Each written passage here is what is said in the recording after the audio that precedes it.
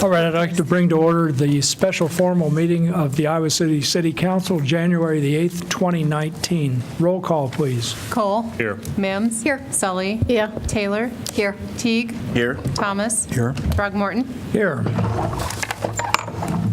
So, at the end of December, Little Village held a special awards event in the Graduate Hotel. It's pretty exciting. A lot of people there. It was a real fun event. And guess who was Crandic champ? Iowa City. Yes. All right. So, of course, we're the first one to ever win a Crandic champ award. But it was fun to get a really fun event to go to, and we certainly appreciate Little Village acknowledging the great work all of us in Iowa City are doing. Yeah. All right. So we'll move on to item 2, which is a proclamation.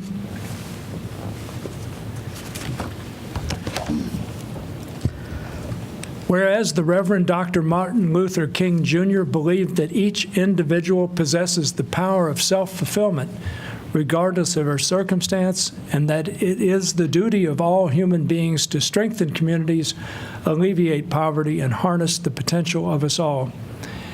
And whereas Dr. King's dream of transforming the world into one free from discrimination and intolerance continues in the minds of millions and has not been forgotten since his devastating death on April the 4th, 1968. And whereas Dr. Martin Luther King Jr. dedicated his life to promoting peace, freedom, and opportunity through nonviolent means, and whereas the teachings of Dr. King can continue to guide and inspire us in addressing challenges in our communities, and whereas there are numerous ways to show service and respect to others, such as volunteering at your local hospital, donating books and games to families in need, organizing a food drive in your school, volunteering at a senior center, and many others. And whereas the city of Iowa City joins with other towns and cities across the country in tribute to Dr. Martin Luther King Jr., now therefore I, James A. Throgmorton, Mayor of Iowa City, do hereby proclaim Tuesday, January the 21st, 2019, to be Martin Luther King Jr. Day in Iowa City, and I urge all to join me in the celebration thereof and to take this opportunity to reflect upon Dr. King's message of the principles of justice and equality for all. So in a second, I'm going to ask Royce-Ann Porter to come up and accept this proclamation, but I'd just like to note that Royce-Ann, Rockne, and I participated in the civil rights tour that was conducted this past June, in which we went to various cities and sites that are extremely important in the history of the civil rights movement in the United States. And that included several sites that were part of Dr. Martin Luther King's life and Coretta Scott King's life, for that matter, including the Dexter Avenue parsonage, where they lived in 1958 in a building which was bombed about a week after Dr. King had a certain vision of what his life was all about. It had a profound effect on me. I'm sure it did on Rockne as well, and everybody else who was involved in that tour. And there were about 50 of us, perhaps half of which were students, African-American students from the Iowa City area. So it's a real treat to ask Royce-Ann to come up, our newly elected county supervisor, to ask her to come up and accept this proclamation.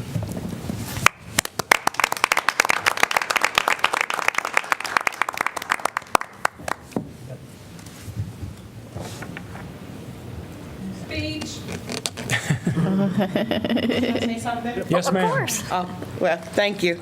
I do want to tell you that on January the 21st, we will have our second annual Martin Luther King Unity March, which we will start at Eastdale Plaza this year, and we will march over to Mercer Park, where all activities will begin. The Unity March begins at 9 o'clock, and then after that, 10 o'clock, all the activities begin at Mercer. And at lunch, we will have free food, and At 2:30, we're asking everybody to please come to the program at Bethel AME, where we will have guest speakers, Mazahir Selah, Bruce T, and Ruthina Malone as guest speakers, along with Rod Sullivan. So we ask that you attend Get Out. It's called the Day of Service. We ask that you come out and enjoy this day. Please bring your kids, and it's for the community. Thank you. Thank you so much, Roseanne.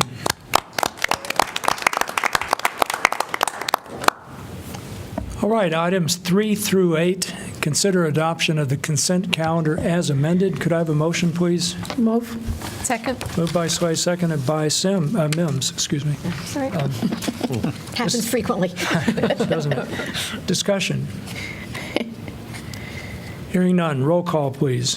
Cole? Yes. Mims? Yes. Sully? Yes. Taylor? Yes. Teague? Yes. Thomas? Yes. Throckmorton? Yes, motion carries 7-0. Item 9, community comment. This is a moment when anybody can address any topic that's on their mind but is not on our formal meeting agenda for tonight. Please come up, just state your name, take not more than 5 minutes to express your view.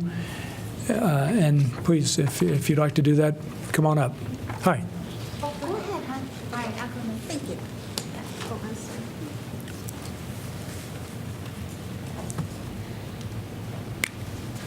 My name is Jenny Swaim, and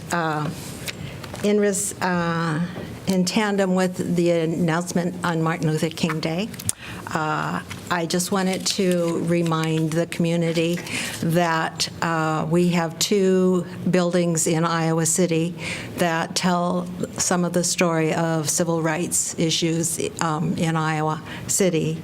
The Tate Arms, which is, I think, 914 South Dubuque Street, and the Iowa Federation home on 914, or end of Iowa Avenue.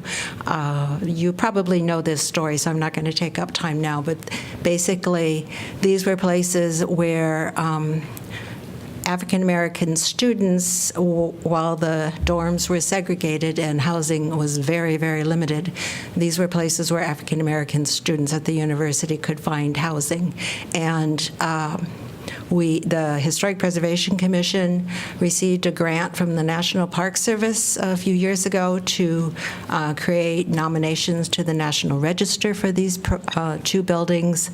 I'm not sure of where we are, where the commission is on the grant, but part of the grant was also to do some signage and programming to share the story of that.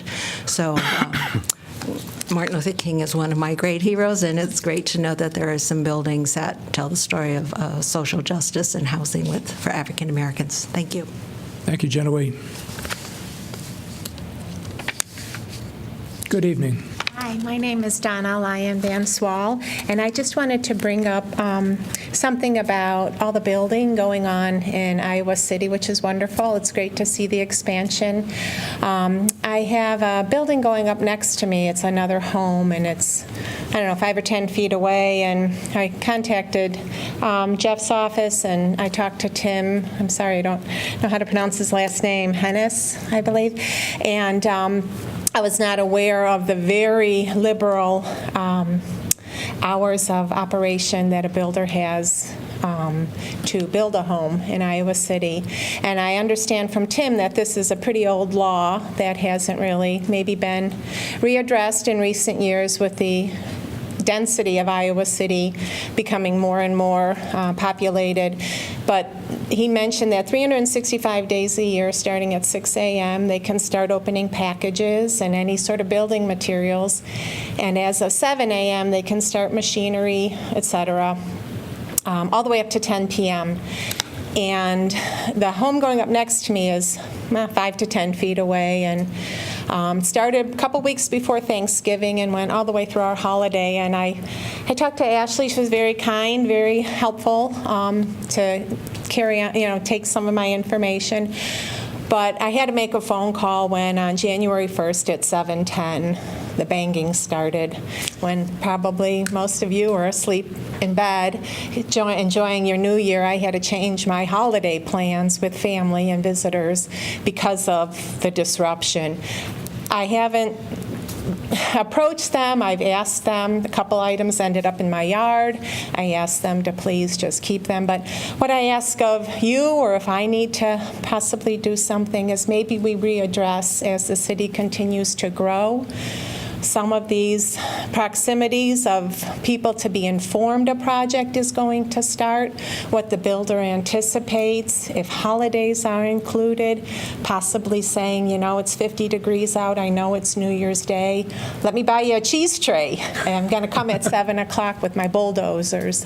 Something just to create harmony and keep the neighborhoods from creating any undue stress or intensity. And so this happened over at the new Churchill Meadows subdivision, and which is great. Again, the building is great. I think that's a very positive thing. I just think a little consideration or a little bit more information to the people, especially in very close proximity. Somebody 2 blocks away isn't going to care, but somebody 5 or 10 feet away during the major holiday season of the year, I think it's going to impact their lives greatly. So I just wanted to bring that attention to you. Thank you. Thank you, Donna.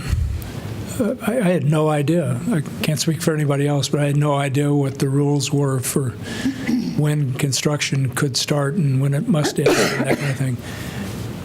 Maybe you can give us a short memo about this particular topic. Sure. All right, anyone else? Hi, Charlie. Good evening. Thank you very much, council members and Mayor Throgmorton. I just wanted to talk a little bit more about affordable housing, following up on your work session conversations. We were right to note that the city of Iowa City has long enjoyed a very low, very high or low bond rating. The city of Iowa City, as all of you know, has also over the last 2 to 3 decades tolerated a very large number of people in the community spending more than half of their income, their very limited income, for their housing cost. As you know, within the last census, there are some 1,400 non-student households living in Iowa City with incomes averaging around $15,000 to $18,000 that are spending about half or more of their income on their housing cost.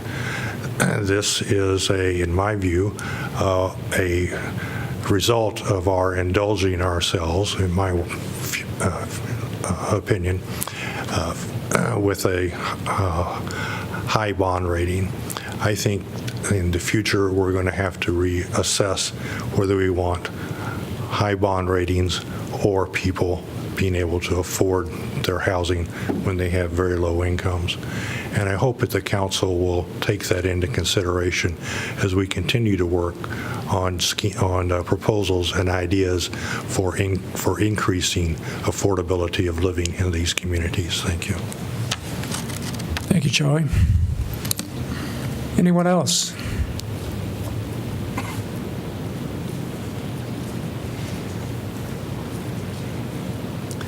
Okay, seeing no one else, we'll turn to item 10, planning and zoning matters. Item 10A, zoning code amendment related to transfer of development rights for historic properties.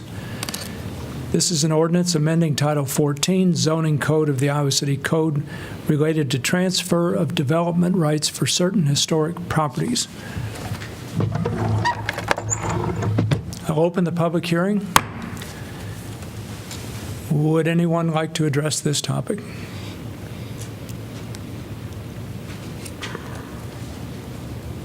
Okay, seeing no one, I will close the public hearing.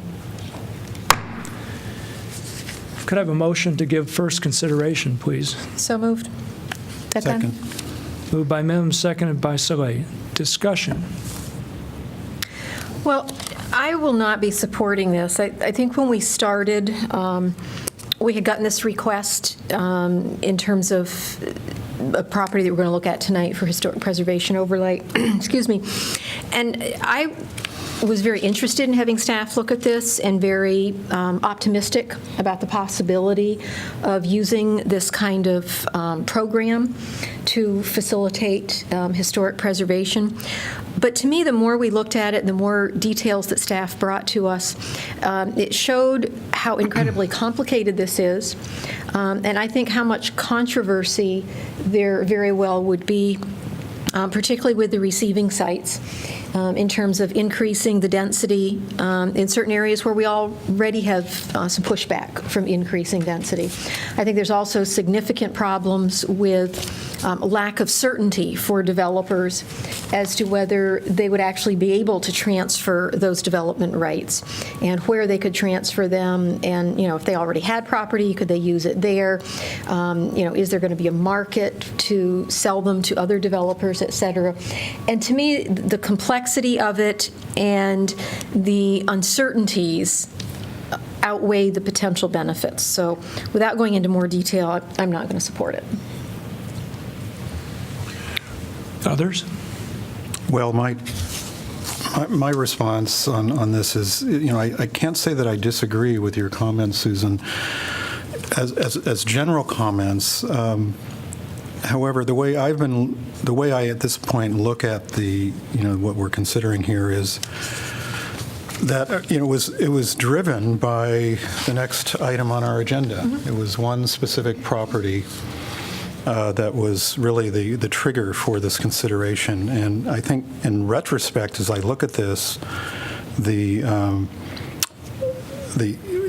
direction we took with looking at the transfer of development rights took on too broad a scope. It did raise a lot of concerns, particularly as to where the density would go and how it would go in terms of, the level of intensity that would be allowed at the receiving end.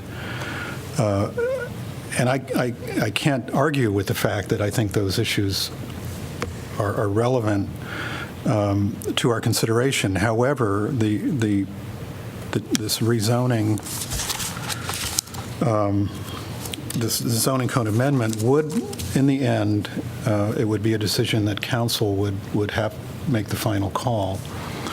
And as I looked at, again, this next item on our agenda, as I recall when staff presented the information on that, there was a very small amount of increment that we're talking about transferring. It was a really small amount. And that all this general concern really, in my view, did not apply to. That it would be easily transferred simply because it's not a large increment, and that there are places in Iowa City, and what comes to my mind immediately would be, despite the issues we may have with riverfront crossings, I think that level of increment could be transferred to that location. And so my feeling is, at the moment, that I know there are flaws with the language in the amendment, but I think, as we've often said on documents like this, especially in that it took up such a broad scope, we almost introduced more bugs than I would have liked to have introduced. I think if we had perhaps at the beginning said, what can we realistically do that, while not necessarily targeting an individual property, not raise all the issues that would perhaps bring the whole concept down. And so at this point, in my view, I think I would like to approve it. I think we took great pride in the transfer of development rights on the Tate Arms project. One project generated an enormous amount of positive response. I feel this is, in a way, a similar situation. If we can, with this amendment, save one building or help save one building and continue to work on the amendment itself to improve the language, I think it would mean that staff's time going into this would be given value, and we would save what I think is a very significant building on North Clinton in the process. So, I will be supporting it. I'm going to be an enthusiastic supporter, and I think my concern, I want to address both Bruce, because based upon your comments last time, and Susan as well, I think you bring up some very good points in terms of, are we unleashing unwanted density in other parts of the community that we don't intend? What are the unforeseen consequences of this? I think, though, to John's point, though, is that we're not unleashing density and a third party is going to make that decision as to where that density is going. The council is going to retain control over this process.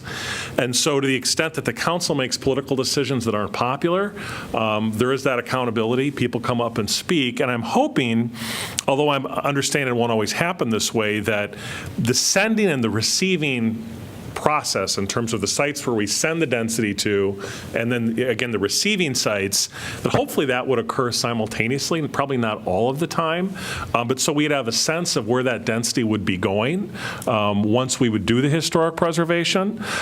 So to me, we keep that control, and I think the other part of it is to the other issues we're going to be talking about tonight, what other tool do we have when we want to preserve a historic structure to save that economic value for the person that's subject to a landmark? This is virtually the only tool that we have.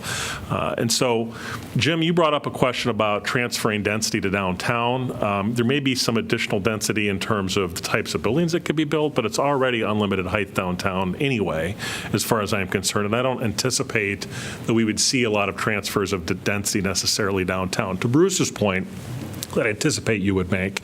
You had made a concern about whether it will work.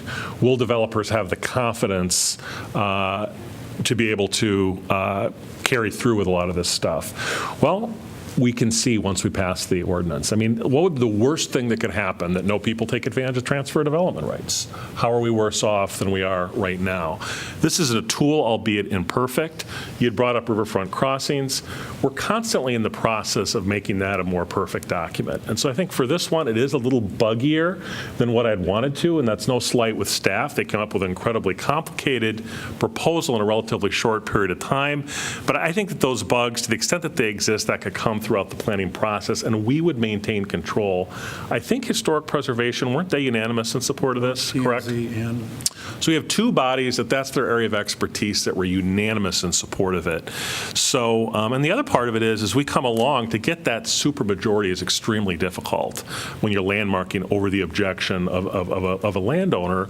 I think we're going to see it a lot more likely that this is not going to withstand supermajority if we don't have this tool. Whereas if we have this tool, you'll likely see the landowner supporting it as opposed to opposing it. So I am in support of it. We maintain the control. We're not outsourcing to a third party. And Bruce, again, the worst that could happen is it doesn't work. And how are we any worse off than we are now? So I'm in support of it. I think my biggest concern has been, if we have this tool for them, for developers to have, and there is no guarantee. So you're making the assumption that a developer would come with a project and actually simultaneously know where they want to transfer the rights. Of course, this is all in the hands of the developer when they come and make their deal. I think when they don't make the deal simultaneously, and then, council has the right to make a vote when they do want to transfer, that's where I find it to be it could be major problems, because they've saved a historic site, they have the transfer of rights, and then it's a place where they want to go to one of the receiving sites, and they can't because council votes it down. And so that's where I think this doesn't work. Again, I hear your point where that's in the hand of the developer. If maybe, it should be a simultaneous request. Some people can't do that. One project is more than enough for, some individuals. I respect, I think the staff did a great job, and there's been bodies that's reviewed this. I am still not convinced that this is the right toolkit that we should have in the box, one of the tools that we should have in the box for reserving historic development. I say keep talking. You never know. All right, so maybe I didn't track both of you folks fully, but it's important to keep in mind that we're not talking about, though this is stimulated by a particular owner or developer, we're not talking about only one potential I understand development. that. We're talking about all future developments that are in comparable situations. So it's opening up a big door with all sorts of unforeseeable consequences and complications and difficulties. I think that's a big door we don't want to go through. I do wish we could just say, okay, for this, we'll transfer density to one particular place, but we can't. All right, so that's a key concern for me. And so I'll just repeat a few things I said on December the 4th when we last discussed this. In my view, it makes no sense to transfer density to the downtown or riverfront crossings district because they already are either fully able to develop to intense density, well, basically because they're fully able to develop to intense densities or get height bonuses. But also transferring density to the downtown would worsen conflict between preservation and development. And transferring density from the downtown would potentially involve massive transfers, and this ordinance would permit a transfer of densities from the downtown to other parts of the city. Mm-hmm. How's that going to play out? Also, transferring it to the Riverfront Crossings District is not necessary given the existing height bonuses there.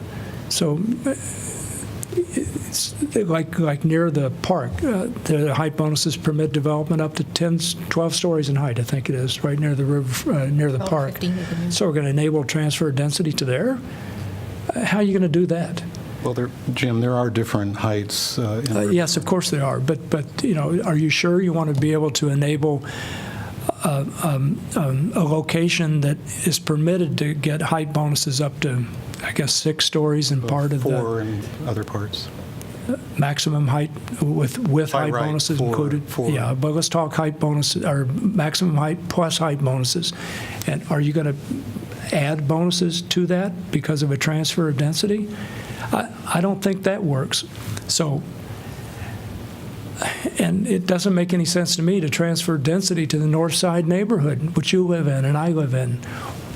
How's that going to play out? I don't think we have any sense, really, about how the consequences of adopting this regulation would play out. Therefore, I will vote against it. I agree, and as important as it is, we had lengthy discussion about historic preservation earlier, and that is important. And transfer of development rights worked very well in the Tate situation, but that was a very unique situation. I think I agree with Susan. There is a lack of uncertainty with the developers, and I think Bruce alluded to that too. It's not certain that it's going to be obvious that, oh yes, we will approve this. It's not. There's not that given certainty for that. So I think because of that, I'm not afraid. I appreciate that we took a lot of time, though. When I look at the timeline, we've given this a lot of time, and then to vote it down doesn't seem quite fair. But I think with all the uncertainties in it, I can't agree with it.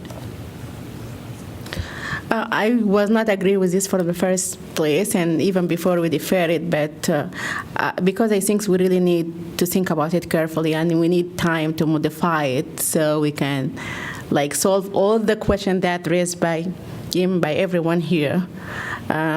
Just give it time again, I guess, or I'm not supported as it is.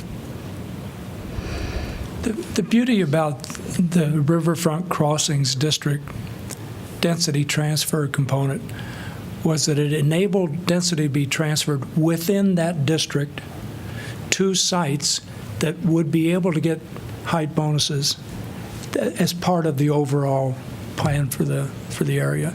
So it was contained. and as a result, pretty predictable. And it certainly worked out well with regard to Tate Arms. And I'm very happy about that. But I think this is a very different situation. Any further discussion? I would just add one further comment. I want to thank staff for all the time and effort that was put into this. I know this is a totally new and different concept that we haven't used here. I can't imagine how many hours you folks put into it.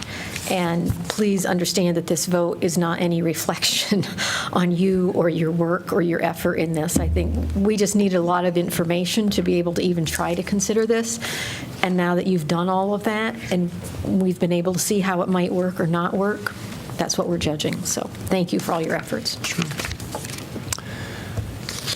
Okay, I assume there's no further discussion. Roll call, please. Mims? No. Salee? No. Taylor? No. Teague? No. Thomas? Yes. Throgmorton? No. Cole? Yes. Motion's defeated 2-5. Or fails to pass 2-5. Could I have a motion to accept correspondence, please? So moved. Second. Moved by Taylor, seconded by Mims. All in favor, say aye. Aye. Opposed? Motion carries. All right, we'll move to item 10B, rezoning historic landmark designation 410 to 412 North Clinton Street. This is an ordinance rezoning property located at 410 to 412 North Clinton Street from high-density multifamily residential, RM44, to RM44 with an historic district overlay. Could I have a motion to give second consideration, please? Move. Second. Moved by Teague, seconded by Thomas. Discussion. Danielle, good evening. Good evening. Danielle Sitzman, Neighborhood and Development Services. Just a quick refresher on this one. This property is located in the Central Planning District and is currently zoned high-density multifamily RM44. The property does currently contain boarding rooms in the original structure and apartments in the non-historic East Addition. The comprehensive plan guides development of the city and includes a historic preservation element in the land use and housing goals. The Historic Preservation Commission works to safeguard the city's historic, aesthetic, and cultural heritage by preserving districts, in this case, historic landmarks and properties of historical, architectural, and cultural significance.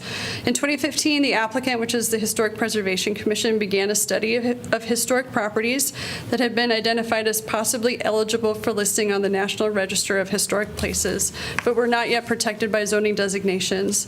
The house at 410, 412 North Clinton Street was identified as one of these key historic properties.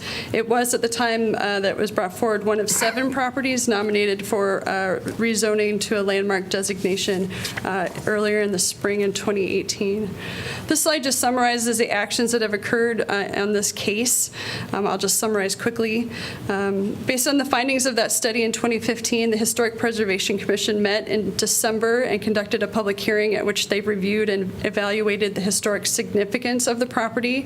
The commission determined that the property met the requirements for a landmark based on its architecture and association with prominent citizens of Iowa City, and therefore voted to recommend approval of the designation as a Iowa City historic landmark. Landmark designation is enacted through a zoning overlay and therefore requires recommendation from the Planning and Zoning Commission to you. The Planning and Zoning Commission's role is to review the proposed designation based on its relation to the comprehensive plan and proposed public improvements and plans for renewal of the area involved. The Planning and Zoning Commission met in March in 2018 and conducted a public hearing again at which they reviewed and evaluated the proposed rezoning of the property. The Commission did determine that the rezoning supported the goals of the comprehensive and central district plans and voted to recommend approval of the designation as a landmark. After that meeting, there was a consult offered between all of those boards along with yourselves. Staff did present some additional information in response to some questions that were asked at that consult, having to do with the property, which is shown here in the clear area. That is the area within the boundaries of this specific property. The staff did a quick evaluation at that time for the consult as to the development potential of the site under two scenarios. The first scenario being if the site were vacant, if all structures on the property were removed and the existing zoning were maximized, a three-story building with approximately 18,000 square feet of total floor area could be developed within that buildable area. This analysis assumed lower level parking and about 24 bedrooms could be located on the site. Alternatively, staff looked at what this development scenario would be if the original building were preserved and reused, and the more modern rear addition to the east was replaced with a newer one. In that scenario, approximately 15,572 square feet of total floor area could be available for development, or about 87% of the full redevelopment potential. If it were designated as a landmark property, it would then be eligible for several waivers from the Board of Adjustment, consideration of waivers to the parking ratio requirements, and also other site development and dimensional standards. So that concludes my recap for you. Again, coming to you with a recommendation of approval. Danielle, could you repeat the difference between the previously allowable, the allowable development if the building's torn down versus if it's So retained? about 18,000 square feet of occupiable space if completely redeveloped under current zoning, and that's making a lot of kind of ballpark assumptions about parking ratios. It would have to accommodate parking on site, but just looking at the floor area ratios and the number of stories that we would be allowed, 18,000 square feet. Looking at what could happen if the original structure were preserved, what the buildable area is, it yields about 15,572 square feet of buildable area, so about 87% of the completely redeveloped scenario. Thank you. You're welcome. Does anybody have any questions for Danielle? I do.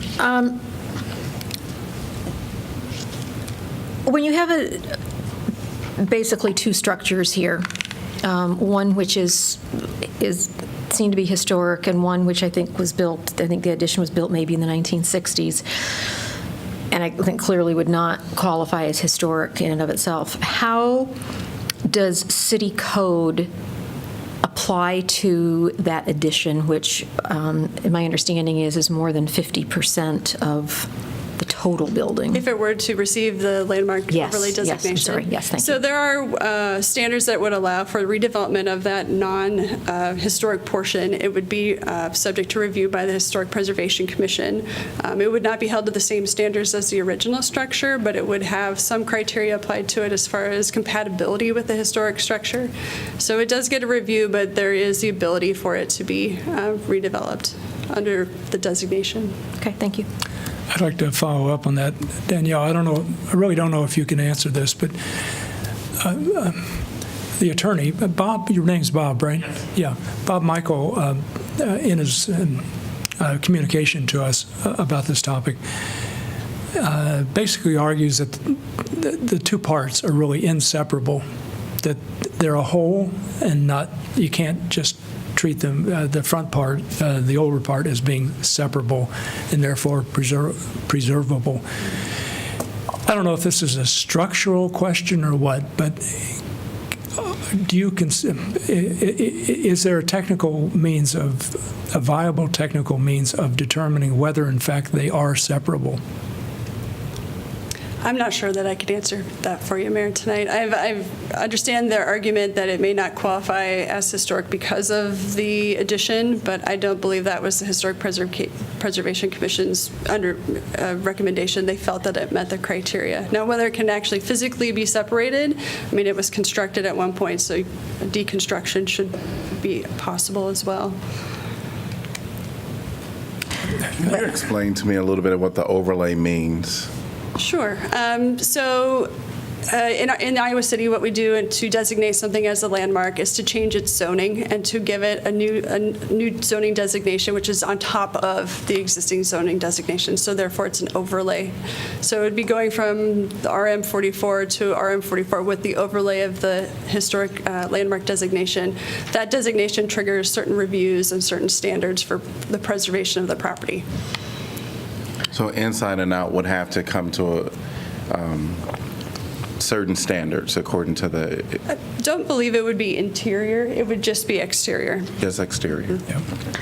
But if one of them, like 410 and 412, those two separate buildings? They had two separate addresses historically, but they're currently one structure.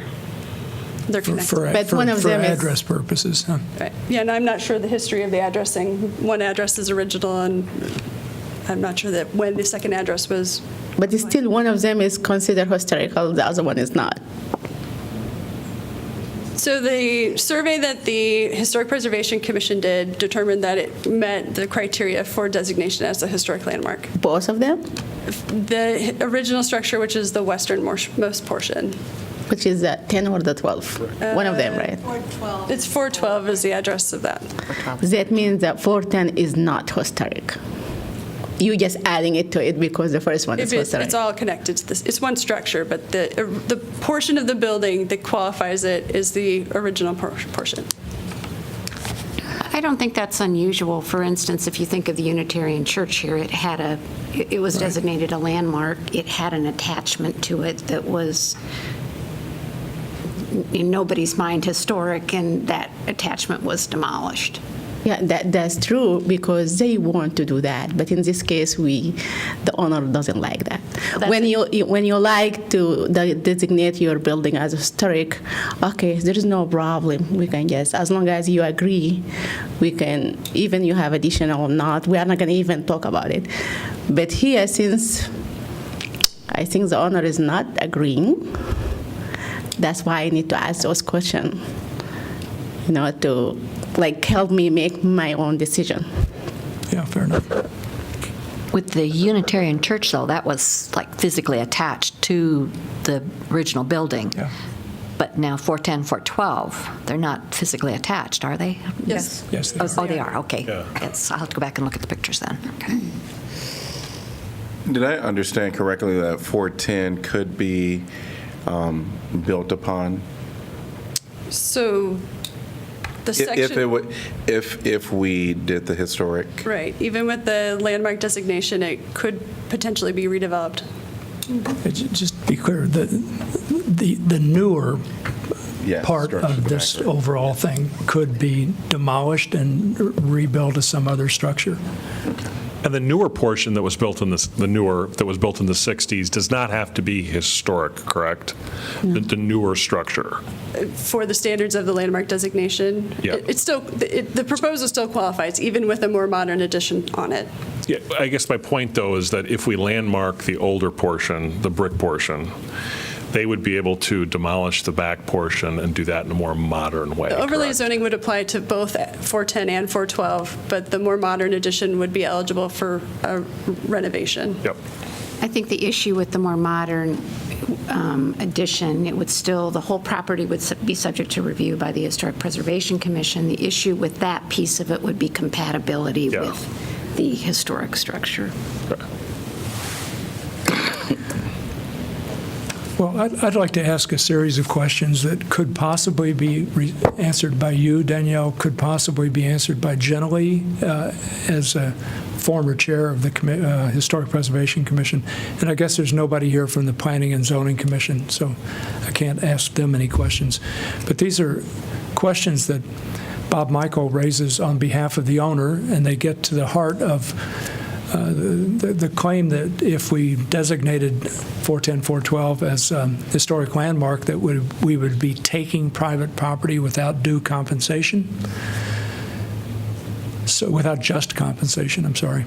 So I think we need to consider those objections very carefully. So I want to go through them one by one, and maybe Danielle or Jenny can help me get good answers for these.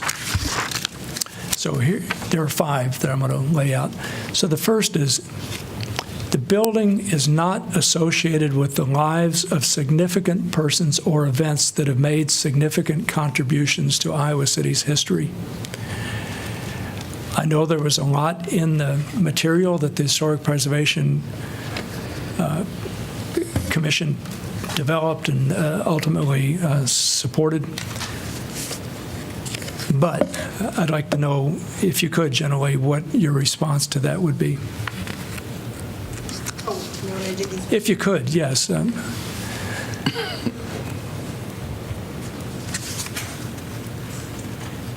This is generally for the thing.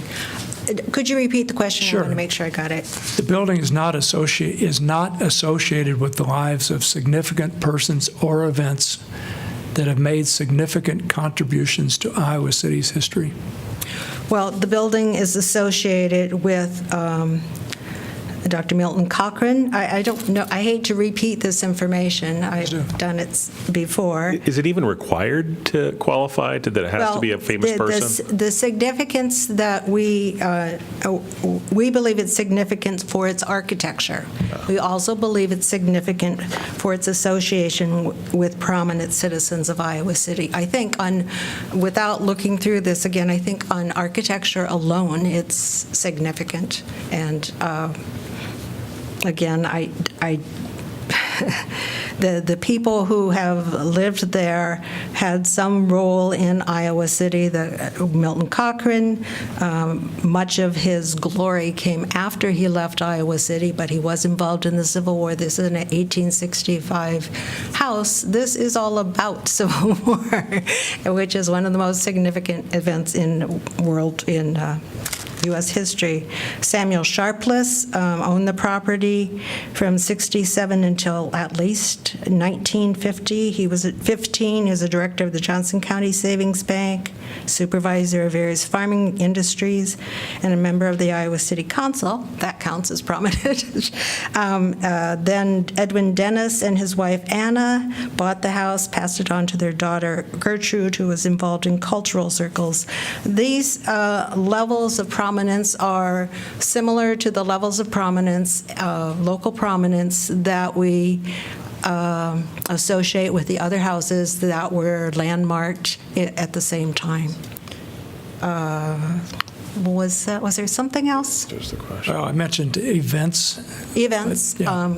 Well, it's a.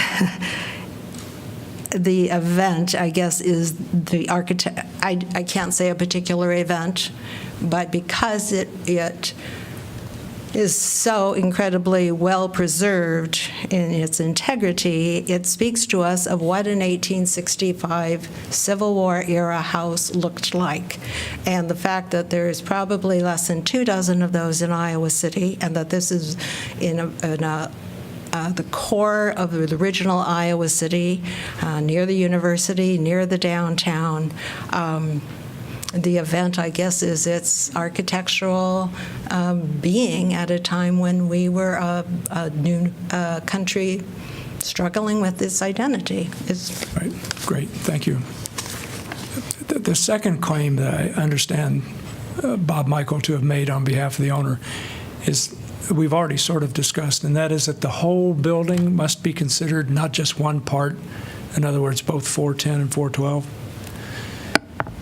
And the parts are not eligible independent of the existing building. I'm not sure exactly what that means, but that's why I asked Danielle that question about whether these must be considered inseparable or whether, in fact, the historic part of the building, the historic structure could be preserved while the remainder is demolished and rebuilt in some other fashion. So I think I understand the answer to that, given the prior discussion. Mm-hmm. Okay. Could I add one point Sure. to that, to Danielle's presentation? I think one of the things about this house and its addition is they are very discrete. They are very separate. You cannot be confused by which is the 1865 and which is a century later. So if they were quite muddled together, where it's hard to look at it and say, well, I don't really see that this has historic integrity, that would be one thing. that's not the case in here. One could, walking by, as Pauline suggested, could think this is two buildings. Thank you. And I believe the commission ruled that because they are so different and almost isolated from each other, one can be considered historic and the addition not. Thank you. The third claim I understand Bob Michael to have made is that if we designate this as an historic landmark, devaluation of their property might be close to $500,000. Danielle's just told us that the developable space would be reduced from 18,000 square feet to a little under 16,000 square feet. I don't see how that adds up to $500,000 in terms of developable property. Am I missing something, do you think, either one of you? I think that's a question for the developer, not for Gentilly. Okay. The fourth, there's only two more. The fourth claim I read in Mr. Michael's email or letter to us was the rezoning would violate the stated purpose of the zoning code, which is to protect and improve property values, not diminish them. I'm going to give my own response to that, but other people are much more expert in the language of the code, like Eleanor and Danielle and Ann. I think it's fully consistent with the other purposes of the code because the code has many purposes. But if I'm wrong about that, somebody should tell me. Okay, the last claim is that the rezoning will also discourage the city's goal of encouraging affordable housing. I personally find that point to be irrelevant. I think it's wrong. But somebody else could tell me if I'm wrong. I'm not telling you wrong. I'm telling you you're wrong. I believe that when Mr. Crane owned it, the rents were quite reasonable for tenants for a very long time. I think he said that he had pretty consistent occupancy rate, felt that he was providing affordable housing for tenants, and felt quite loyal to that concept. I don't see how this would be changing that in any way. We do not require any changes to a property if it has a historic overlay on it. Thank you. Can I ask you why did we defer this last time? I just want to refresh my mind. Why we deferred? You remember we deferred this? Sure.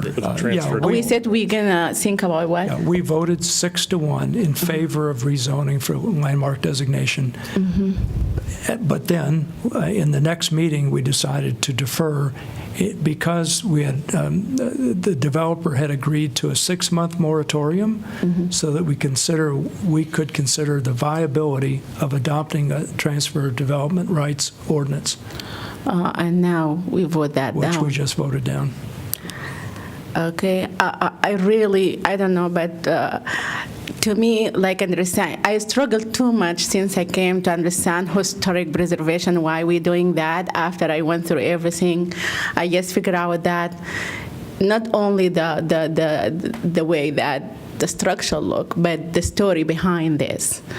And to me, I really think the story and the event that you just described is not something that really I can at least say, oh, we need to do that. This is really important, and we need to do that. And since also there is two part of this house, like half of it historic, half not, I don't know. I don't think I'm going to support this. Can I just encourage you to get the statements of the developer before you commit to any conclusion in the event that they want to say something? Yeah. Sure. Okay. Okay. And Jim? Jim? Yeah. Right. Yeah, I should yeah. say the owner. Please, yeah, Bob, please come up. Right.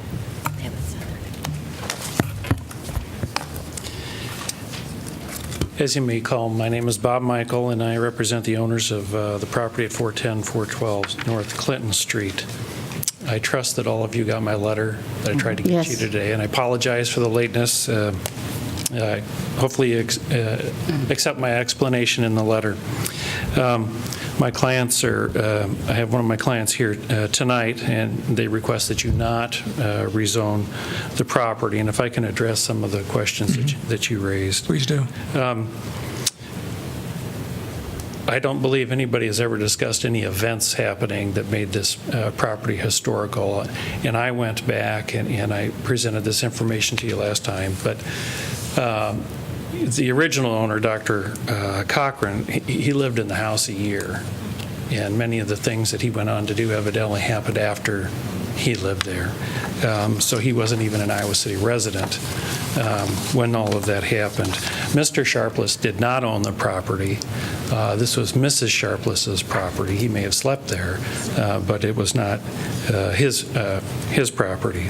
And then finally, the Dennises owned it after that, and I believe it was Mr. Dennis who died first, and he gave the property to his wife, provided she never married again.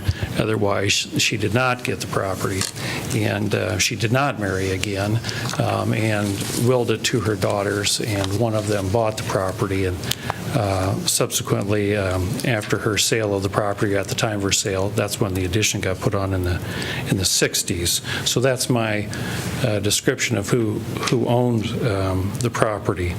I believe maybe the next question had to deal with, was it the decrease in the value of the property? Yeah, I'd like to hear more about that. Okay. My client looked at what he can, what the property is worth based upon what that property is returning now and what they paid for it. And the difference on that with a reasonable rate of return is $500,000. And I don't believe, I believe your code says that a building is a building. And you can't draw an imaginary line down the middle of it, even if it has two addresses. It's one structure. You can't say, well, one is historic and one is not. Sure, one was built in the 60s and should not be designated as a historic structure, but this overlay is going to apply to the whole property. It's not just going to apply to one part of it and not the other part of it. And so, just as an aside here from my prepared remarks, I was sitting here during your informal session and you were discussing, I believe, moving a historic structure across the street, and that could cost you, the city, I think it was $350,000. And I believe you folks have a budget of $150 million, $180 million, something like that. And that's a big chunk of money to you folks. And you're asking my property owner, who does not have that budget, to accept a decrease in value of his property. And he doesn't get the choice to decide to spend it or not, whether to move the house across the road or not. He's going to have this decision, this cost imposed upon him. And I believe, I just wish you would consider that when you're considering your vote tonight. Now, I do not believe I addressed the building question. I'm trying to remember your other two questions there. One had to do with the stated purpose of the zoning code. The other had to do with affordable housing. I think those are, I addressed. You may disagree with me that there are other provisions of your code, but this clearly devalues the property a significant amount. And then also, it will be costlier to upkeep that property if you've walked by, if you've looked at it, to maintain it as a historical property. And those costs involved will have to get passed down to the tenant, and that was my point about the affordable housing. This is not a piece of property. It's not a single-family residential area. It's not a single-family home. This is zoned for multifamily residential, your highest density zoning. It's across the street from the university residence homes. It's right near classes. It's next to properties that are zoned for high density. And it's one building, and that addition in 1960 or in the 60s changed the whole character of that building, and it is not a historical structure. And for those reasons, we request that you do not approve of the rezoning of the property. Thank you, Bob. Does anybody want to ask Bob any questions? Thanks. We might have one or two in a little bit. Be happy. Yeah. Generally, you were gesturing. I don't know. Did you want to say something else? Well, I just want to clarify that it does not need to be associated with events. There are categories of significance, and one is events, and one is people, and one is architecture, and so on. But to signify as meet the criteria, it does not have to meet every criteria. And this one does architecture, and it does individual prominent citizens. Now, yes, Mr. Cochran, he was a Civil War surgeon, so he wasn't at home. But whether Mr. Sharpless or Mrs. Sharpless owned the property, I don't think we're going to get into that issue of who. It's great that a woman's name was on property. And she was probably doing a lot more to help her husband's career in Iowa City banking and city council and all of that. We all know that partnerships in marriage and ownership of property can be kind of gray, and when you look at it, but historically you don't exactly know, and we know that women's roles are seldom recorded and don't often count in the currency of today because we don't know that much. But the fact that Mrs. Sharpless's name is on it, it seems to me like, well, that's great. Yes, this is one building, but it is, if you look at it, you can clearly, in fact, you could stand at the front of it and not realize this thing in the back is attached to it. They are so different, and the commission really examined this closely, and staff examined this closely, and ruled that while the original part is historic, the second part would come under historic review, under review of the commission if there were any exterior changes proposed, but that in all likelihood the commission would be very lenient in any changes to the exterior of the addition. The goal is to save this pretty priceless architectural gem in Iowa City. And the cost of maintaining a historic building, well, I don't know how to talk about that exactly. They bought a historic building. They must have understood that there would be costs associated with that. We do not require any changes to a building. The city inspectors may, but that's under a different requirement. We do, if they make any changes to the exterior, come to us, but I think I've explained that. I don't expect there'd be any changes to the exterior of the old building because it is in such has such great integrity. Excuse me for my passion, but this house is remarkable. And because you truly can visually divorce it from its addition and probably structurally divorce it from its addition fairly cleanly, I really, really beg for you to keep this house as an honor of the Civil War era architecture, what this town was going through. The year it was built, we've got the Lincoln's funeral and the old Capitol draped in black mourning just down the street. So it's a lot. Well, I've said enough. Thank you very much. Can I again ask the question about the building? You said this is still one building, but you can differentiate it. Yes. But now, do you, if say we preserve this building today? Yes. And the portion that is not historic? Yes. Can they demolish and build something else? Yes, they can. Can they by code, or is that by application to the Historic Preservation Commission and a decision by the commission? Can they build anything they want? I think As long as Can you wait just a second? Separate questions.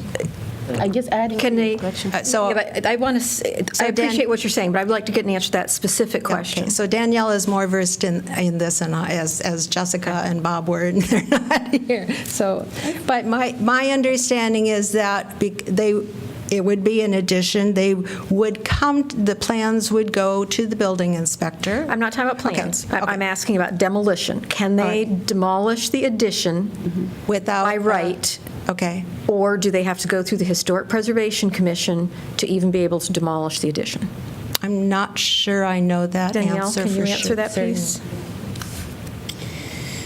I think generally answered it as far as that there would be a review required by the Historic Preservation Commission. Now, for demolition, I don't know the particulars of when the exact review gets triggered, but it would have to be a contextually relevant addition that would be built. So I presume demolition, if we want to look, we can look it up for you.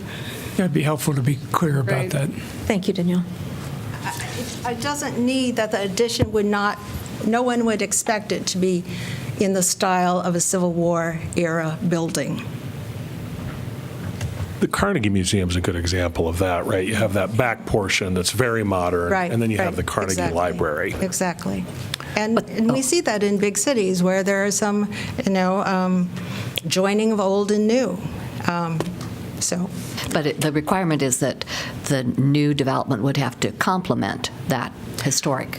but again, in some I way. believe that the commission would be rather lenient in that because of the importance of saving this building. And, if they wanted to put up a steel and glass addition, which I can't imagine that would happen, I think the commission might scratch its head quite a bit. But I can't imagine that would be done. Mazia, did you have a question? Yeah, Maj, you had a question you want to? No, I just saying like same thing. I guess can they build anything? Can they build like steel and glass? Yeah, and same question because even though this is not historic, but you're applying all the restricted for the portion that is not historic.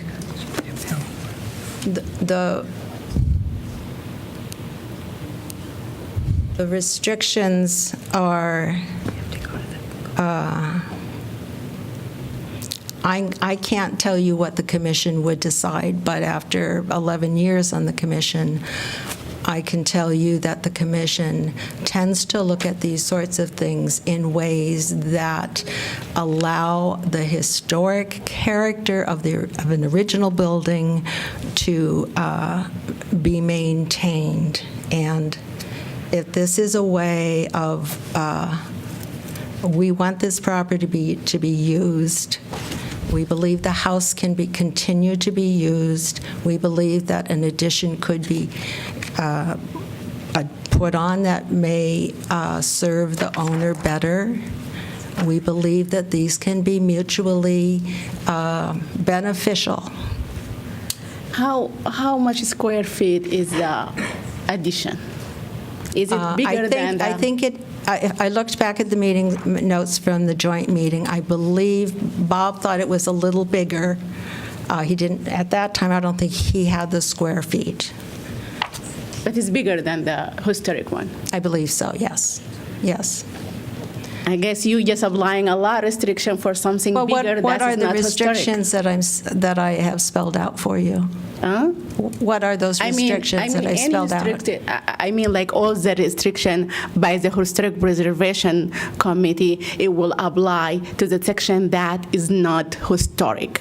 So this will limit the owner to build whatever they want, even though this area is not historic.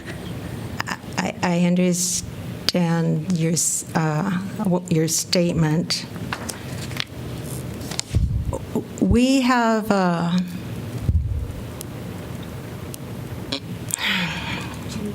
yes. Helen is on the commission right now. Why are we letting them just? Just trying to answer Let me- Maz's question. Yes, all right. It's gone. Let me just outline the process for you for the historic preservation. Yeah. This way. Generally, Eleanor, go time ahead. out. Yeah. Go ahead, Eleanor.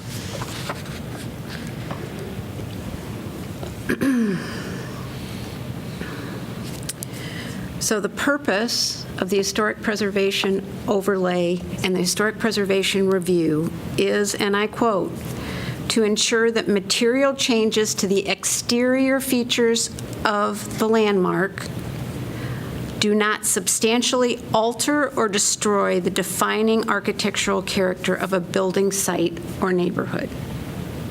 So the focus is going to be, of the commission is going to be on whether the proposal, and it's hard to talk about this in a vacuum because we don't know what the proposal is, whether the proposal for the site, including the demolition of the new addition, and what is proposed to replace that, does that or doesn't do that. Okay, that's going to be the standard. And then it goes on to say that the approval criteria, which I don't have in front of me because it refers to the Secretary of the Interior standards for rehabilitation, the Iowa City guidelines for historic preservation, the individual district guidelines, et cetera. But those are going to govern the Historic Preservation Commission's decision. Helen brought up a useful comparison. The AME Church, is that African Methodist Yeah. Episcopal Church on Governor Street, a gem of a building in terms of the simplicity of the building and the richness of its history, needed desperately to have more space, maybe 8 years ago. And they came with to the commission with plans and such, and what was allowed was a rather new-looking addition, if you know. There is what's called in architecture terms hyphen. Where the buildings are joined, there needs to be something that clearly distinguishes the two buildings so that you don't get fooled into thinking that the addition to the AME Church was indeed from the 1850s or 60s when it was originally built. So that's the sort of thing that the commission looks for when it's allowing an addition to a building. There are many, many houses in residential neighborhoods where people have come with requests to build additions, and they are frequently granted that permission, and it depends on how visible the addition is and whether it distracts from the street view of the historic part of the house. Okay, so as I said, these two houses this building, its two parts really look like two parts. It's kind of similar to Augusta Place, how close it is to the Unitarian Church. When you look at it, you think, oh, this elevator and exterior entrance that they have on the southeast side, that may be part of the new addition, or not the new addition, the Augusta Place. I'm sorry if I'm not making this clear, but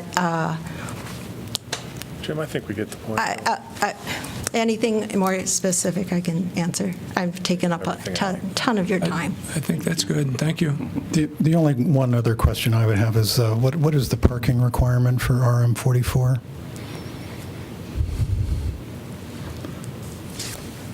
We may need the book again, Eleanor, but I imagine it's based on bedrooms. You want to? I can. You're probably better at finding it than I am.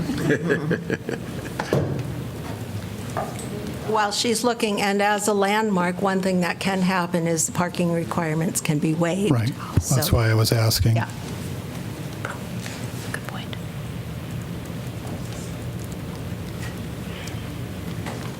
Okay. I don't suppose there's anybody else out there who wants to talk in the meantime? Yes, ma'am. Please address this specific topic.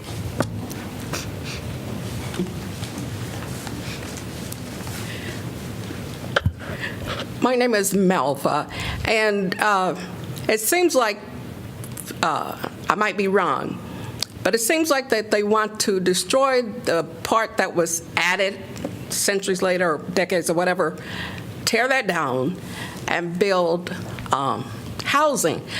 I hear they throw the word in there, low housing, but I don't think that they're giving the people that really need assistance for low housing at all. I see all of these buildings going up, and you talk about just 4 units designated for people with low income. People on low income, they're getting the shaft with these new constructions going up around the city, Iowa City and Coralville.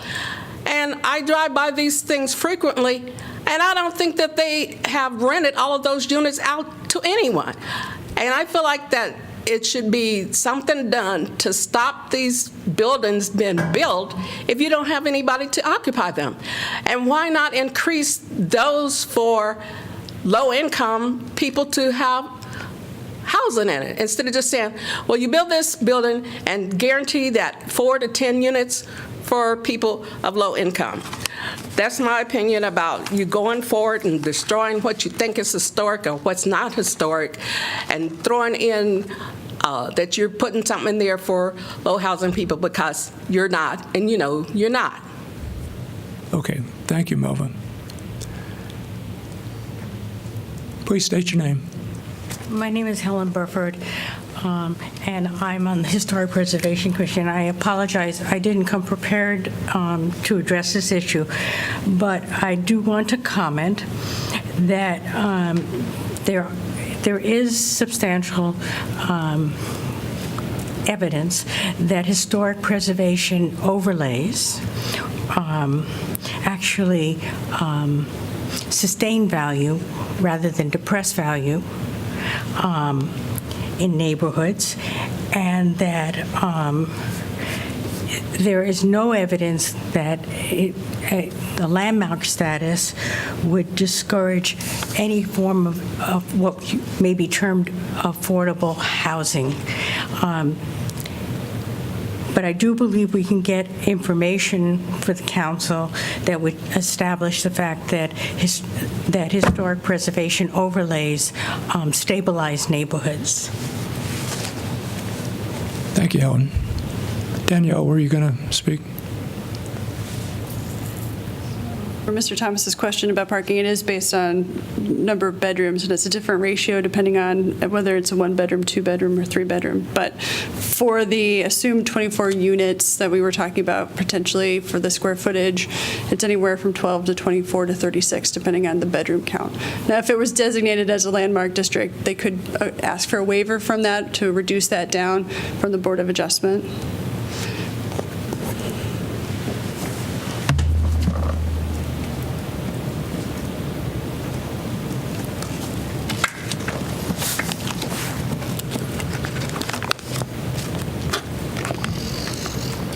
Okay. I gather there's no one else who wants to speak to this topic. Thank you. Council discussion. I am not inclined to support the historic preservation overlay. As I commented when we were in discussion on the one on Bloomington Street, I find it, I know a lot of people think that I don't care about historic preservation, which is not true.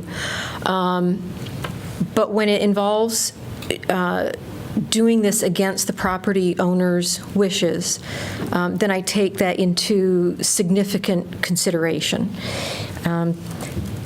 I'm very proud, and not that I've been personally involved, but I think Iowa City has done a very good job of preserving an awful lot of properties, a lot of local landmarks. And fortunately, I think the vast majority of those have been either at the behest of the property owner or certainly without their opposition. And I think those are by far the best cases. We did 5 of them last year when we had the 7 that came before us. And when people are willing to do that and support that and own those buildings with that historic overlay, I think that is absolutely fantastic. This one, I think in particular, has a number of problems for me. One, as I just said, the property owner's disagreement with doing it. I think the addition to this building and the complexity that provides to the property owner in terms of any redevelopment of the back portion of that property and I appreciate your comments, Ginnalee, that the Historic Preservation Commission, if I apologize if I don't get you quoted exactly right, but in all likelihood would be very lenient to changes made in the addition.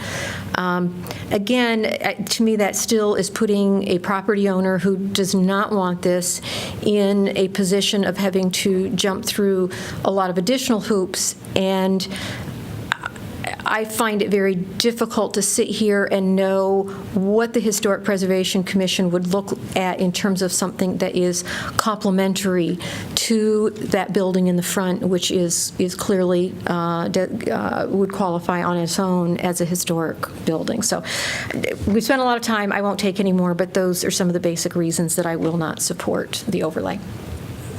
I'd like to put in some comment here, but Danielle, before I potentially make a fool of myself, I want to make absolutely certain I'm correct in a certain statement. Do I understand correctly that if the site is named an historic landmark, that the owner would have to maintain the historic structure, but would have a right to demolish the newer addition and build something else in its place, and then the other requirements would come to bear? I don't think there is a right to demolish. There's a review required by the Historic Preservation Commission. But can you point to a section of the code that says you can demolish that non-historic structure? I don't know that exists. I don't think it does. If somebody can point it out to me, I can. Well, we had this discussion with regard to the Bloomington Street historic landmark, and it was certainly my understanding that the owners of that large, lovely building in the front could demolish the structure in the back and move ahead. That's right. I think that was the understanding, but I think that's because it would be allowed by the Historic Preservation Commission. It would still have to go through Historic Preservation Commission review. Okay. I mean, we're getting caught up in semantics here. I mean, likely, but not 100%. Yeah.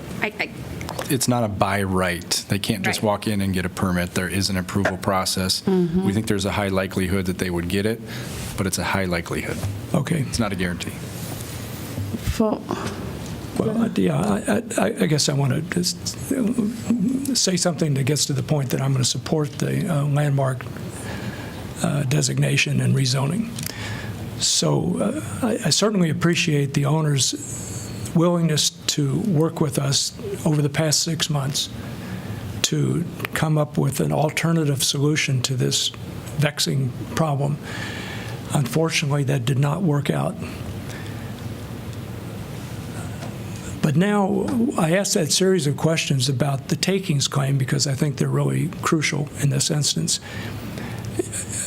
Bob, you on behalf of the owner have claimed that designating the property as a landmark, historic landmark, would have a severe adverse effect, restriction on the value of the property. If you could not have a reasonable likelihood of being able to demolish the newer structure, then I'd say you're right. And I would have to oppose the rezoning. But I think the likelihood is very, very high that the Historic Preservation Commission would approve a demolition of the newer structure. Moreover, I can easily imagine architectural ways, and generally referred to this with regard to Bethel AME, architectural ways of preserving the historic structure while also building a newer structure in the back that enhanced the value of both to the property owner and to the city. And for those reasons, I'm going to support the rezoning. I think this is, a very interesting project in terms of the matter of historic overlay. I find the fact that what we have there now, this older building goes back to the Civil War era, shares the property with a newer building and in a sense, also kind of reveals the history of Iowa City and the fact that this building, given its location, which is ideal for student residences, accommodated that in a way which did not, in my view, diminish the historic value of the house under consideration.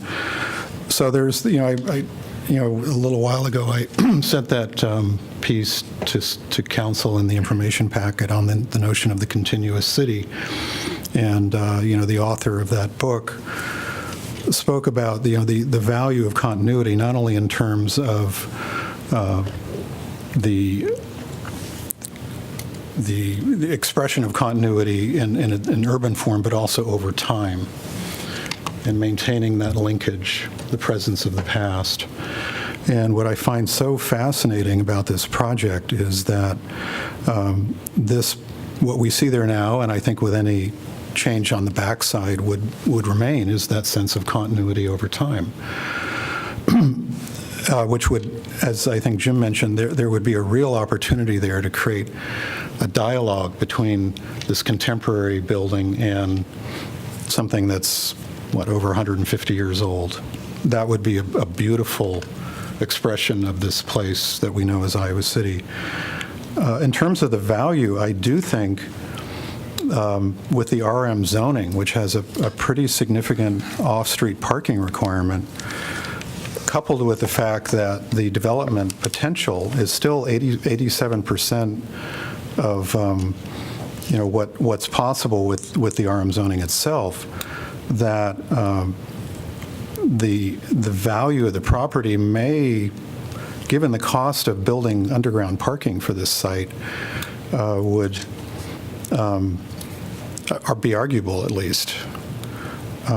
Furthermore, the fact that we could waive the parking would more likely reduce the project costs and lower the floor for the rents. So, if we're concerned about affordable housing, we've talked a lot about the cost associated with development triggered by our off-street parking requirements. This would be, if we preserve the existing house, it would be waived.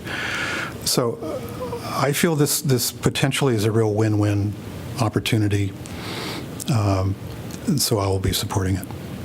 I'm going to be supportive of it as well. And Jenna-Lee, I'm glad that you brought up this question of, the Civil War, Lincoln's funeral, a structure that's in place at the time. The old Capitol, could have been in black, mourning that great loss of one of our greatest presidents ever.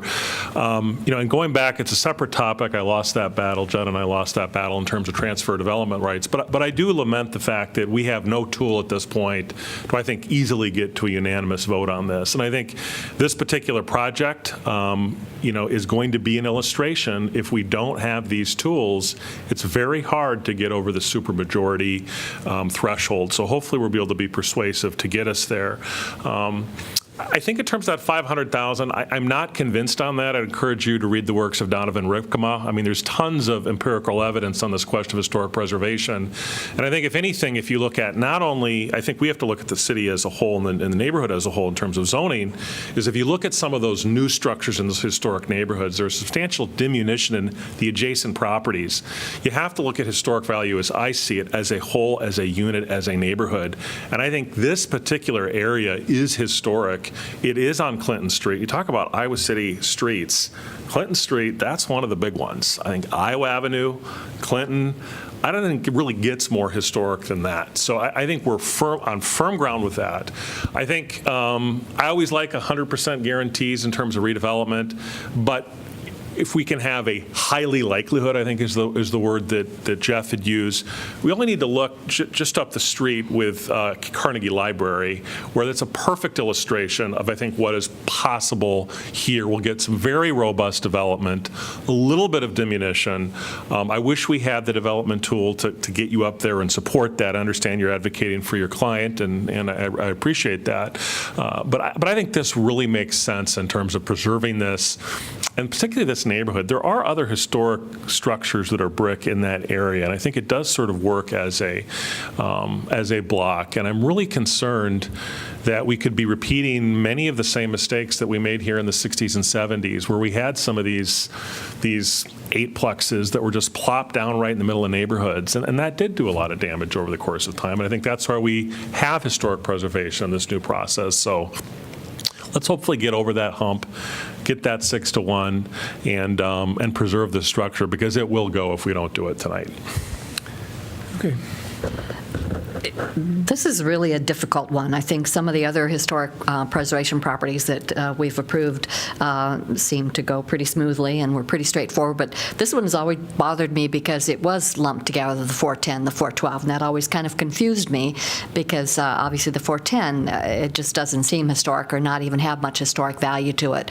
And to be honest, I lived for a year, my first year here in Courier Hall, which is just up the road, and didn't even realize that there was anything behind that building.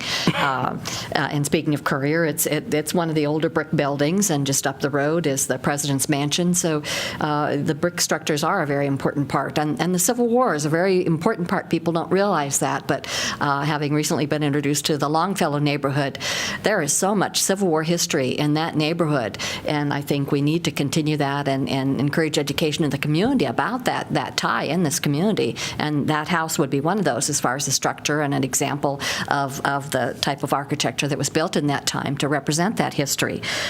Susan had mentioned that this one, it's difficult to vote when it's against the property owner's wishes. Well, the current owner hasn't owned it that long, and I would have thought that when they went into the purchase of this property, they knew that this was possibly going to be designated as historic. So I think they should have known that was coming down the line.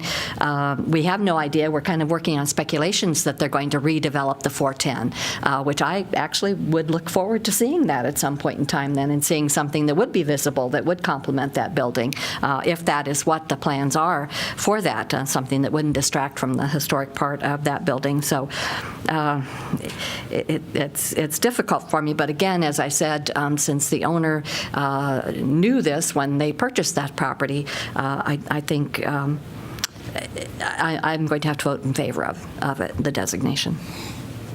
For me, I have to do a lot of self-reflection for personal biases. So when I drove down the street, I see these beautiful trees and the homes, the presidential home right around the corner.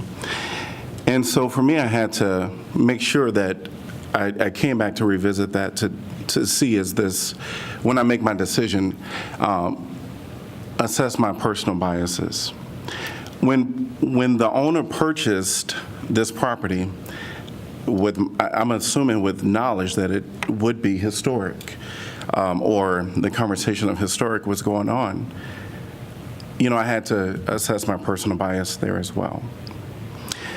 Right now, I don't see any neighbors coming out and saying, the university specifically, I don't hear them coming out and saying, don't do this, do this. We don't know what they'll do with their properties, the ones that they own in the future. And so, again, I have to, assess my personal bias. Limiting the owner's ability, to, as, doing something against their wish, that is a challenge, because people buy things to do what they want with it. Again, I have to, assess my personal bias. And then historically, the requirements where we don't know exactly what they'll be doing with the property if we, if we deem it as historic, is going to limit what they can do, even with the best, efforts that the commission would make to, meet the property owner's desires. At the end of all of this, as I, think of, all the great things about what makes Iowa City, what makes our historic neighborhoods historic, and we have very few. When I think about the University of Iowa, where you actually have the university and houses associated with the university, believe it or not, it's there on Clinton Street, and it's on Melrose Drive, Melrose Avenue.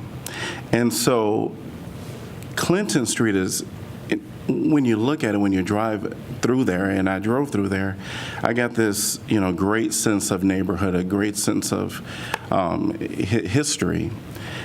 So for me, after doing deep self-reflection, I am going to support the historic preservation overlay. Mazir, can I make one comment before you start, please? Okay.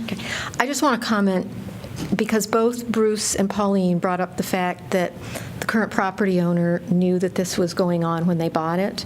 I think that's absolutely irrelevant, because the property owner before that had also contested this. So that's no change. I mean, that was already being contested whether it had been sold or not. So. Sure, I appreciate that. Thank you, Maz. As Pauline said, this is really difficult. I really been approving a lot of historic preservation. Don't get me wrong that I don't like this topic or anything, but I really think about it carefully. Those two buildings, and all the question that I ask is many restriction will be applied to the 410. They have to come, even if they want to demolish it, as Jeff said, they cannot just walk in and apply, ask for a building permit. And all this kind of thing. And also we deferred this before because we would like to see what we're going to do about transfer in density. And now we voted that down. And the developer being waiting patiently, and I really just think, even though you told me all the great history about this and everything, but I really am not going to support this. I'm going to vote no for this. Okay, well, we know how people are going to vote. Any further discussion? Roll call, please. Salee? No. Taylor? Yes. Teague? Yes. Thomas? Yes. Throgmorton? Yes. Cole? Yes. Mims? No. Motion is defeated, 5-2. Could I have a motion to accept correspondence, please? Moved. Second. Moved by Teague, seconded by Thomas. All in favor say aye. Aye. Opposed? Motion carries. Item 10C, 4548 Sewell Avenue Southeast rezoning. This is a letter to the Johnson County Planning and Zoning Commission in support of a rezoning from County Highway Commercial, CH, to County Agricultural, A, for approximately 1.55 acres of property located in Johnson County at 4548 Sewell Avenue Southeast in Fringe Area B, outside the growth area. Could I have a motion to approve, please? Move. Second. Moved by Slays, seconded by Mims. Discussion. Danielle? Thank you, Mayor. Quickly, again, this is an application for a property to be rezoned in the county. The applicants are the current owners. They're requesting the rezoning in order to add a machine shed to their existing property. Staff has reviewed this against both the fringe area agreement. It is outside the growth area in an area also addressed appropriately by the fringe area agreement. The property is currently zoned a commercial district. They would like to be downzoning it essentially to an agricultural district to allow them for the addition to their machine shed. The proposal is in compliance with the county's comprehensive plan, which is the kind of the controlling future land use plan in this area. And as I said, it's in compliance with our fringe area agreement. The Planning Commission did review this at their December 20th meeting. And based on those two findings, are recommending this letter of support in support of the rezoning. Be happy to answer any questions. Thank you, Danielle. Would anybody else like to address this topic? All right, council discussion? Not very often we see downzonings. I'm supportive. Yeah, me too. Anybody else? All in favor, say aye. Aye. Opposed? Oh, it's got to be roll call. I'm sorry. Excuse me. It's a Roll call. motion, isn't it? I misread that. So roll call, please. It's- were right. It's just a voice vote, you're fine. Oh, it says roll call. It says roll call. I was right even though the text says roll call. Getting good, Jim. All right. You're getting better all the time. Moving to item 11, resolution assessing a $300 civil penalty against black and gold vapors. So I'm going to open a public hearing, or a hearing, if you will. Anybody want to address this? I know someone from the enterprise was here earlier, but I don't see him now.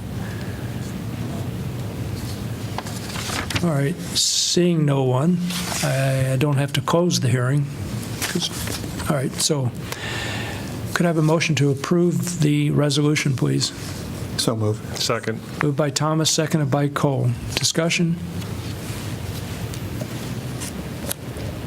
Hearing none, roll call, please. Taylor? Yes. Teague? Yes. Thomas? Yes. Throgmorton? Yes? Cole? Yes. Mims? Yes. Salee? Yes. Motion carries 7-0. Item 12, approving consultant services for the South District Area Form-Based Code. This is a resolution approving, authorizing, and directing the mayor to execute and the city clerk to attest an agreement by and between the City of Iowa City and Opticoast Design Incorporated to provide consultant services for the creation of a form-based code for the area in the South District of Iowa City. Could I have a motion to approve, please? So moved. Second? Moved by Mem, seconded by Saleh. Is anyone from the planning staff going to address this topic for us? Oh, we certainly can. I think it'd be good for the public's. Ann, do you want to give a quick overview? Good evening, Mayor and Council. Ann Russett with Neighborhood and Development Services. As the mayor mentioned, this is a request to enter into a consultant agreement with Opticoast Design to provide consultant services for the creation of a form-based code. And this is actually a continuation of some of the work that Opticoast did for us back in 2017, a form-based code analysis. And out of that study, it was determined that the city should move forward with the form-based code for the South District. So the scope includes a number of key deliverables, one being an assessment of the riverfront crossings form-based code. Also, they're going to look at a residential market analysis to better understand market demands for housing in the South District.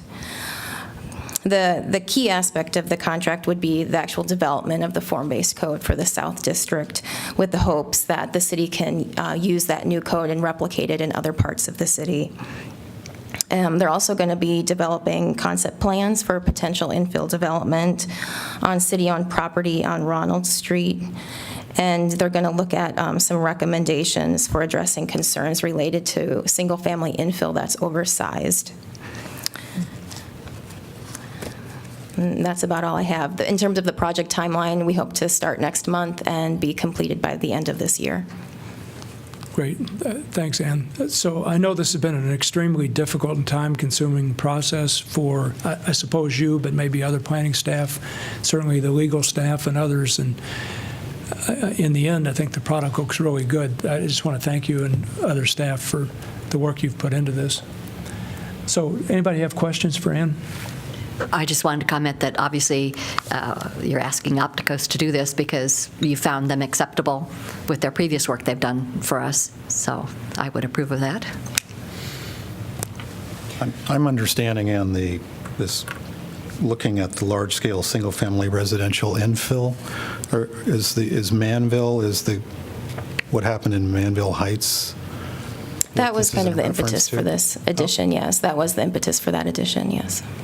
Yeah, we had conversations about that in a relevant way many months ago, so, yeah. Yeah, no, so I'm happy to see that that's been folded into this.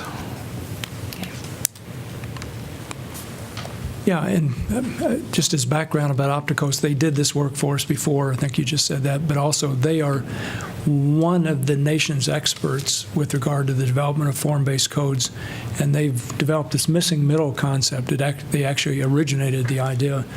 So it's the concept that I referred to earlier with regard to that newspaper article coming out of Minneapolis. and about how they were using missing middle in order to ensure that housing was more affordable instead of having it all be single-family housing. So that's part of what's involved in this contract. If I could just remind you, I think we talked about this many months ago, but you may be wondering why the riverfront crossings analysis is in there. This is just a good opportunity to have a third party look at it as we're 3-4 years into the form-based code.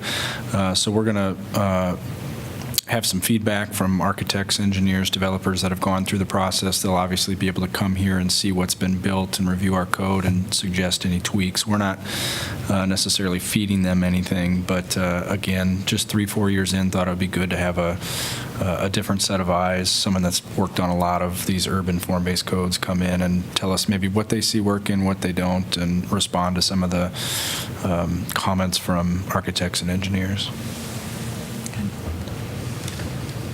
Thanks, Jeff. Any council discussion?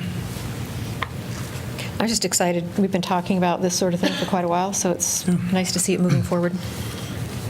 Yeah, I'm also happy to see it moving forward. I mentioned to Susan and Rockne over the break that between the work session and the formal session that the scope of the contract is not really, other than the Ronald site, have any aspect of it that's moving forward the form-based code effort in the north side area.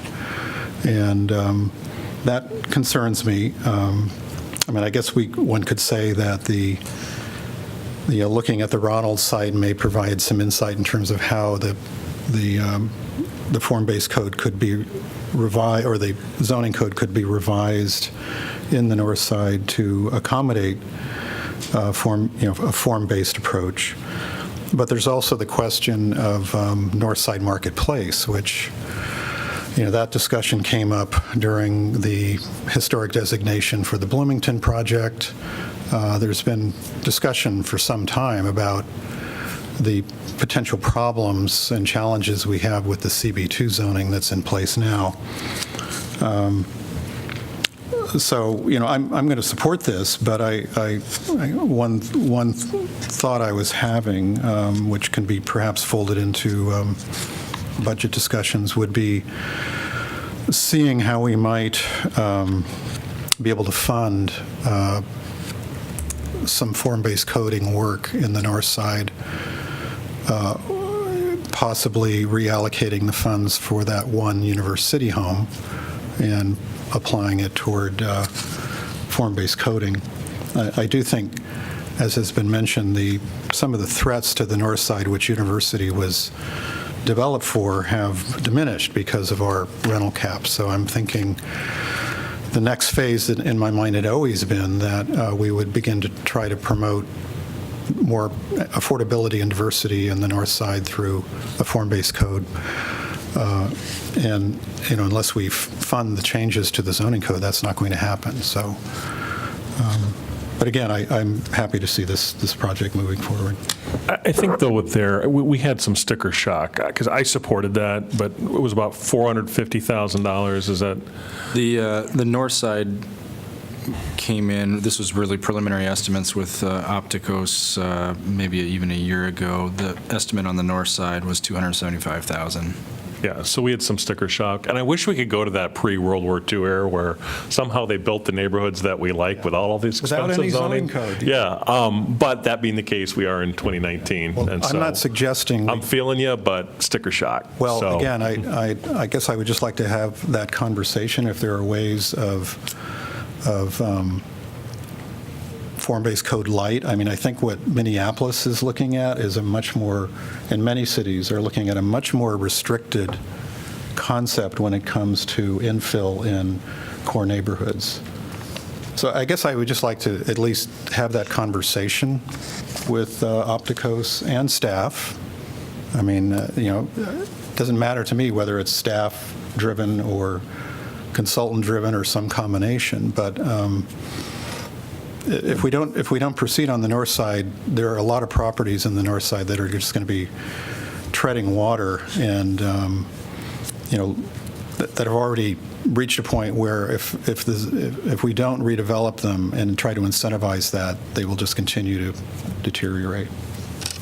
Yeah, and I get now more of what you were saying during the break, but I mean, I think I have a pretty clear recollection of when we were talking about these and trying to figure out what we were going to do with form-based code was, that we made that very deliberate decision that we could not afford to do it all at once, and our priority was to go with the south side because we wanted to get that in there before that started developing. We didn't want to do the north side, and in the meantime, the south side started developing under the current zoning, and then trying to put a form-based code in almost didn't make any sense because you'd gotten too far down the road already. And so I share your concerns, John, about wanting to do more faster in terms of the north side, but I think that was a pretty deliberate decision based on the finances at the time.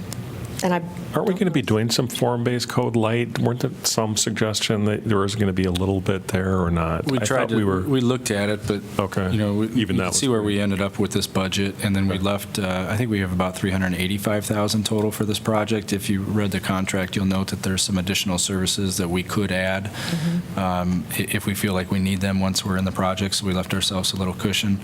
Maybe there's something that we get from their infill analysis that we can apply to the north side. And frankly, I think some of the stuff they are looking at, albeit it's a greenfield site on the South District, some of the standards they developed there might be something that we can plug into a north side. But I guess I'll want to be clear at the same time. I give you that little bit of encouragement that they're really not focused on the north side, other than the Ronalds piece. So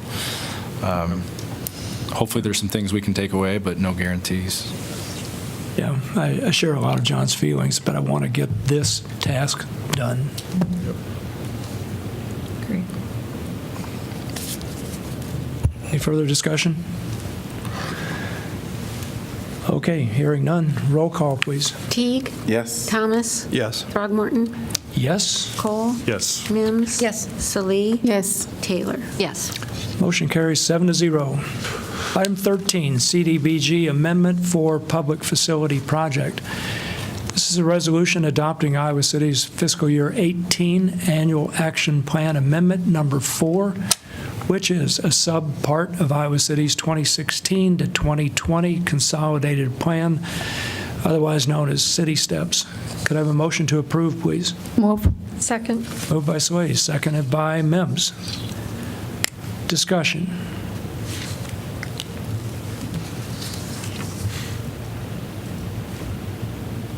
I think it's going to a good cause. They stressed how the purpose is to improve the provision of affordable child care services for at least 15 children annually, and that says a lot right there, and that's important. And one of the items that they said they were taking care of is asbestos removal, which is also very important and needs to be done. So I approve it.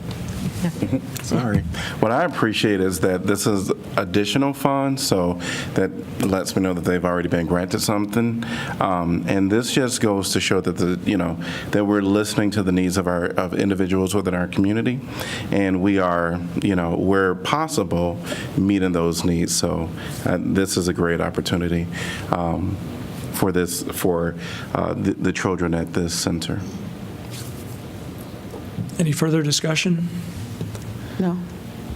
Hearing none, roll call, please. Thomas? Yes. Throgmorton? Yes. Cole? Yes. Mims? Yes. Salee? Yes. Taylor? Yes. Teague? Yes. Motion carries 7-0. Item 14, council appointments.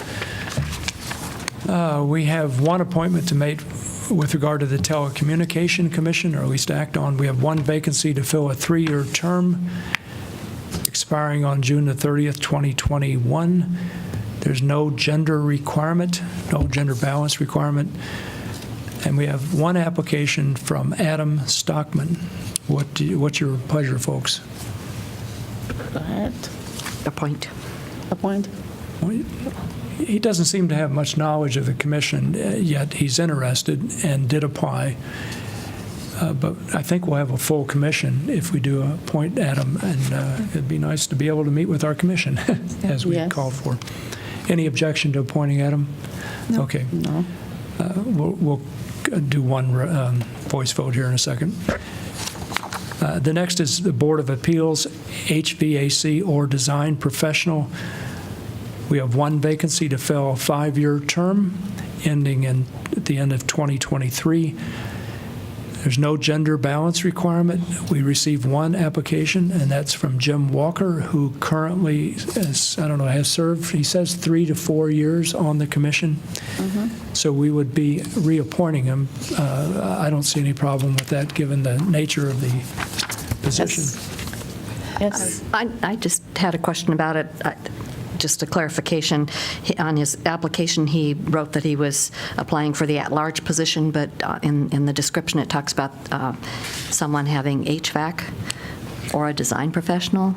But he said he's the director of residential construction, but obviously he's been filling that position, so someone must have felt he was qualified. I think he's qualified by experience. By experience. He's not an HVAC person, but... Okay, thank you. Okay, are we okay with appointing Jim? Yep. All right, could I have a motion to appoint Adam Stockman to the Telecommunications Commission and Jim Walker to the Board of Appeals for HVAC or design professional? Second.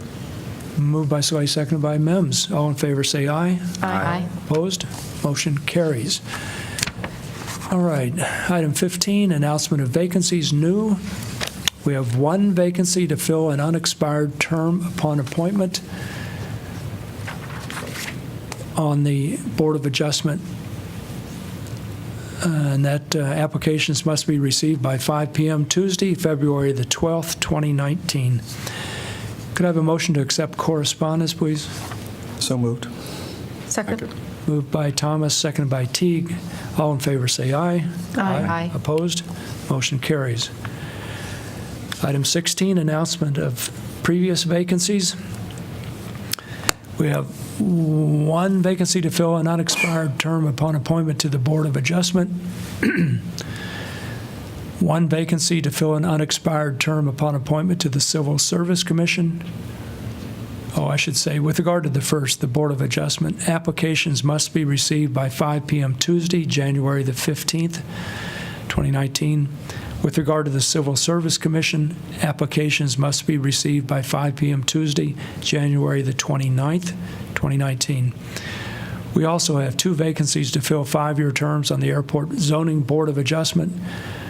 One vacancy to fill a 3-year term to the Historic Preservation Commission's East College Street District, and one vacancy to fill a 3-year term on the Historic Preservation Commission Jefferson Street District.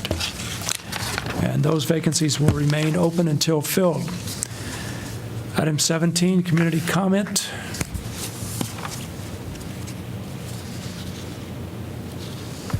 Hi, everyone. As you plan for what you're going to do MLK Day, I would like to let you know about an opportunity to do some service. So the University of Iowa puts on an MLK Day of service. And staff, faculty, students, and the greater Iowa City community are all welcome to participate in volunteering activities. So if you're interested, you can check in the IMU 8 a.m. and then it lasts until about 1 p.m. In addition, as you probably all know, classes start up, so you may be seeing students coming back again, of course. Good deal. Right. Glad to hear it. Thanks, Gustav. All right, this brings us to item 18, City Council information. So why don't we start with Pauline and move to the right. Oh, not a lot to say. I did go to the Johnson County Winter Farmers Market on Sunday. Anybody that's suffering from withdrawal from farmers market, it's a fun thing. It's not as large and huge as the ones that we have over here at Chauncey, but it is kind of fun and does still have a lot of really great baked goods, cookies, pies, kolaches, etc.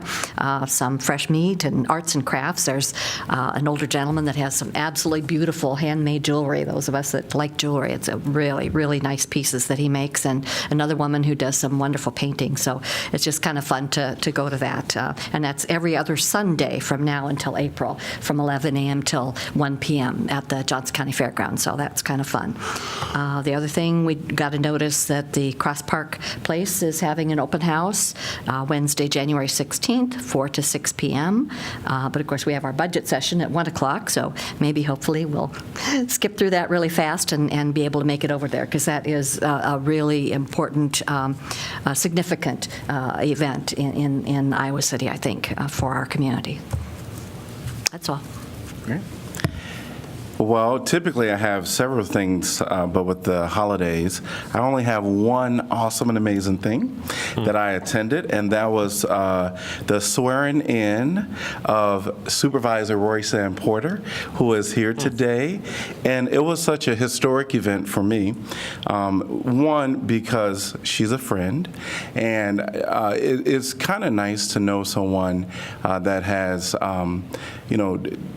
served your community and essentially was able to see that value in being elected an official. So congrats to Roy San, and looking forward to you in this 2019 year and seeing what all you're going to do within our community. And so that's the only thing that I really did that I wanted to know. I really don't have anything, but I have a request. I really would like you, if you done any meeting, to have to be at the evening time. Sorry, what was that? Sometimes we have meeting during the daytime. I have to take off from my job. I see here there is a business owner and there is people who retire. I'm the only one struggling with that. Please, if you want to do any meeting in the future, try to do it at least 5 o'clock and up, because I have to take time off from my job to do so. I understand. And that will, my income will become less, and I cannot survive.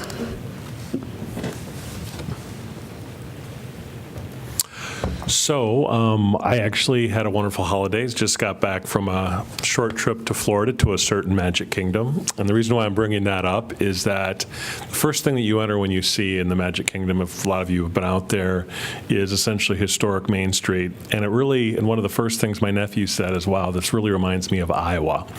So that's how I'm connecting it back here. So we have these beautiful places in our local rural towns. Go out and explore those and really celebrate those, because I don't think we really realize how awesome Iowa is in our small towns, and we have elements of that in our own downtown.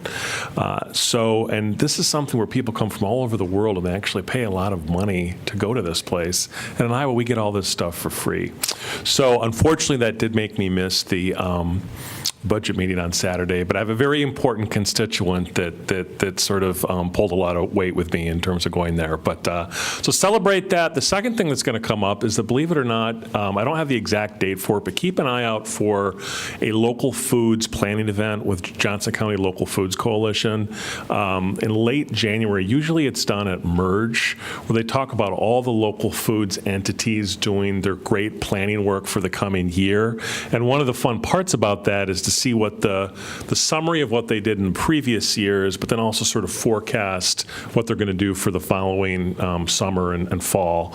And so that's always really exciting, because nearly everyone who gives the presentation is a doer, and they have a track record, and they get things done. So even though I say spring is just around the corner, it actually, maybe it's already right here as far as that goes, but spring is coming, and we are going to be keeping the planting season here relatively quickly. So that's always some good news when it starts to get a little colder. So that's all I have for now. I just wanted to, mention that I finally saw on television last night on the America Reframe program the film Saving Britain. Wanted to watch that last night. I don't know if any of you have seen that, but Rockne just mentioned small town Iowa. This movie, I won't get into the details of the story, but it's basically a love letter to Iowa, particularly the town of Washington, Iowa. Yep. And it's a beautiful film. It really does.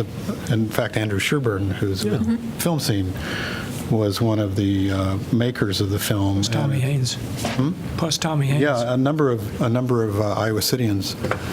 It's really just very lovingly done, and the main character who discovered these films in the basement of this building in Washington kind of steals the show. I mean, he's just a charming fellow, very eccentric, so I highly recommend it. I think it really does speak well for Iowa, and both in terms of its culture and landscape. It's really well done. I'm jealous. That was on my calendar to watch last night, but it didn't happen. Well, it probably you could, if you look up online, America I'll have to look Reframed. for it. So, nothing. Thank you. Okay, I'll just mention a few things. On Friday, this coming Friday, January 11th, I'm going to join Mayors John Lundell and Terry Donahue in signing the Economic Development Protocol that Jeff has been working so hard on over the past few years. Please feel to come on down. The signing's at, 8:30 in the morning, but the board meeting starts at, what is it, John? Or 7:30. 7:30. It's going to be at Merge. It's great. Yes, I'm really pleased about that. Our council has a Capital improvement. thank you. I'm suddenly blanking out on what the C is. Capital Improvements Plan Work Session on Wednesday, January the 16th, beginning at 1 p.m. here. We have an Economic Development Committee meeting on, tell me if I'm wrong, Friday, January the 18th, beginning at 1:30 p.m. here. And as Royce-Ann mentioned earlier, yes, your name keeps coming up, Royce-Ann. Why is that? As Royce-Ann mentioned earlier, there will be a Martin Luther King Jr. Day Unity March on Tuesday, January the 22nd, beginning at 9 a.m. at Eastdale Plaza, going to Mercer Park. And I'm really looking forward to Monday, the 21st. To the What did I say? 21st, yeah. I'm sorry, Monday, the 21st. Thank you. Tuesday. Thanks so much for correcting my error there. I'm sure it's right on my calendar, but. And then on January 23 through 26, I'm going to be in Washington, D.C., attending the U.S. Conference of Mayors and the Mayors Innovation Projects meetings. Bruce, I think, is going to the Mayors Innovation Project meeting as well. And just to make sure you all remember, I brought this up, 3 or 4 meetings ago about the possibility of people going to this. So Bruce volunteered. I'm really happy about that. It'll be an interesting experience for you. And do we have a joint meeting also? Joint entities meeting. We do, yes.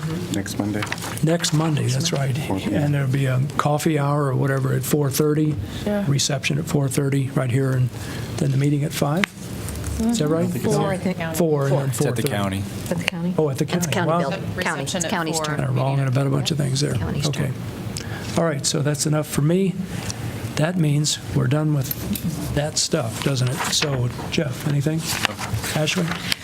One thing, just that we could continue the council tours of our departments at the city. So the first option, I guess, would be to go to the refuse and landfill buildings if anyone has interest. If that's not of interest, we also have others that were mentioned at some point, going to the senior center, touring finance divisions and that department, as well as neighborhood and development services. So I thought to just give you a couple of dates and see who might be interested, and we can work out who would attend which day. So the earliest would be Monday, January 4th in the afternoon, 14th in the afternoon. Monday, January 28th, a.m. or p.m., and then Thursday, the 31st of January, in a.m. or p.m. So you can feel free to give me any thoughts now, or you can just email me letting me know what you're interested in doing, and we'll facilitate it. Okay, good deal. I'm going to the landfill on 28th is good. Landfill? Would a tour on the 28th at the landfill be okay for any others? We would meet at City Hall and transport out there, so. None of those dates work for me. Okay, we'll work out a different time then for you. We're happy to facilitate to any other time. If you have interest and can't work out a time, we'll make it happen. Great. Thanks, Ashley. Yep. Eleanor? Kelly? All right. Could I have a motion to adjourn, please, to our work session? So moved. Second. Moved by Cole, seconded by Mims. All in favor, say aye. Aye. Opposed? Motion carries.